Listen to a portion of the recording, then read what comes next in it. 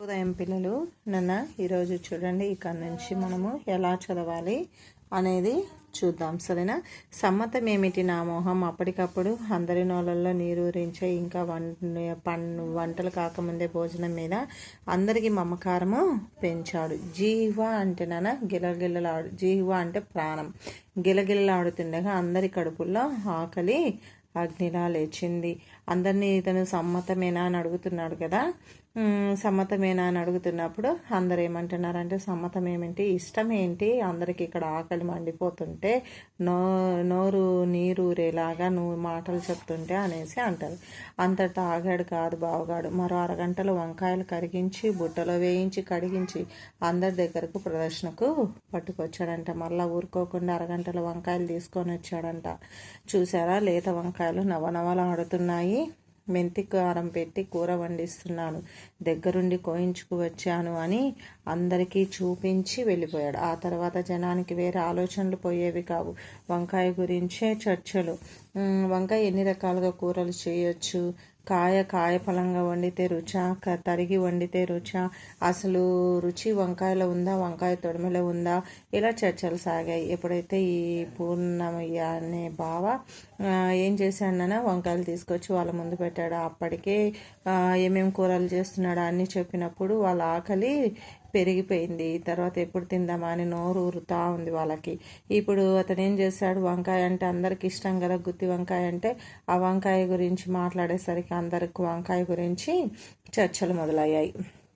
మరో అరగంటకి నిగలాడే వాక్కాయల బుట్టతో లేదా చుక్కకూర మోపుతో వచ్చి అందరినీ పలకరించాడు. వాక్కాయ దివ్యమైన పులుపు చూడండి అని తలా ఓ కాయ పంచాడు. చుక్కకూర కందిపప్పుతో కంటే పెసరపప్పుతో మహా చక్కగా మేళవిస్తుంది అని అందరికీ మళ్ళీ జ్ఞాపకం చేశాడు. మళ్ళీ జనమంతా వంట కబుర్లలో పడేవారనమాట. ఏం చేశాడు నాన్న, వంకాయలు చూపించాడు కదా. తర్వాత మరో అరగంటకి ఏం చేస్తున్నాడంటే వచ్చి నిగనిగలాడే వాక్కాయలు బుట్టతో తీసుకొచ్చాడంట. దాని గురించి చెప్తున్నాడు. ఈ వాక్కాయ చూడండి పులుపు ఎంత బాగుందో అని తలా ఒకటి ఇచ్చేసి చుక్కకూర గురించి, కందిపప్పు, పెసరపప్పు దేంట్లో ఏది వేస్తే బాగుంటుందో చెప్తున్నాడు. పడేవారు. బావగాడు ఇలా ప్రదర్శనలు ఇస్తుంటే ఆకలి రెపరెప పెరుగుతోంది.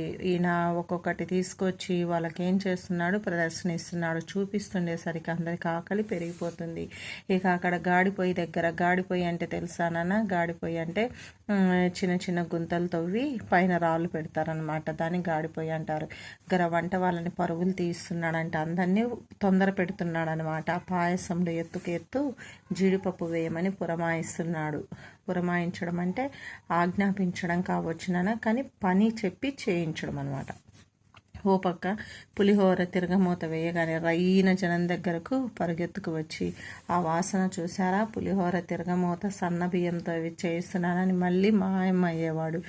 మళ్ళీ వెళ్ళాడు. పులిహోర తిరగమూత వేయగానే వచ్చి జనం దగ్గరికి, చూసారా పులిహోర తిరగమూత ఎంత మంచి వాసన వస్తుందో, సన్న బియ్యంతో చేస్తున్నానని వాళ్ళకు ఇంకా తినాలనే ఆశ కలిగిస్తున్నట్లు మాట్లాడుతున్నాడు. మళ్ళీ జనానికి ఆకలి ఉవ్వెత్తున లేచిందనమాట. ఉవ్వెత్తున లేచిందంటే అలలా పొంగుతూ ఉంది అని అర్థం.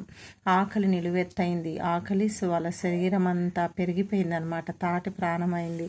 శరీరం అంతా ఆకలి అయి కూర్చుంది. జనమంతా ఎప్పుడు వడ్డిస్తారా అని ఆవురావురమంటున్నారు.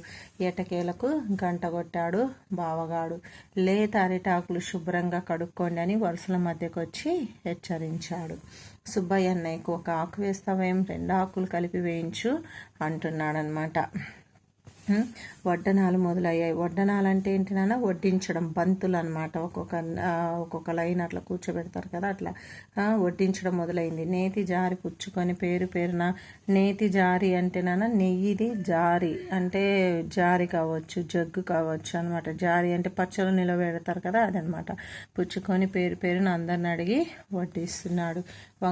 వంకాయ వదిలేయకూడదు, నిమ్మకాయ పిండిన అరటికాయ కూరల కరివేపాకు రుచి తమకు తెలియనిది కాదు అంటూ మళ్ళీ కూర వడ్డిపించి ఆకలి పెంచుతున్నాడు. జనం ఆవగా తింటున్నారనమాట. చూసారా నాన్న, ఇక్కడ పూర్ణయ్య వంటల కాడ తర్వాత అందరినీ కలుపుగోలుగా మాట్లాడుకుంటూ ఇంకా పేరు పేరున అందరినీ పలకరిస్తూ అందరినీ ఇంకా తినండి, ఇంకా బాగుంటుంది, ఇది ఇలా ఉంటుంది కదా, దాని రుచి మీకు తెలుసు కదా, తినండి, ఏమి మిగిలించొద్దు అనేసి అందరినీ పురమాయిస్తూ మాటకారితనంగా అందరి మన్ననలు పొందే వ్యక్తిగా మనం ఇక్కడ చూస్తున్నాం పిల్లలు. ఇక్కడ ఏవైతే ఇప్పటి వరకు నేను చదవడం చూపించానో అంతవరకు మీరు లెర్న్ అండ్ రైట్ చేయండి.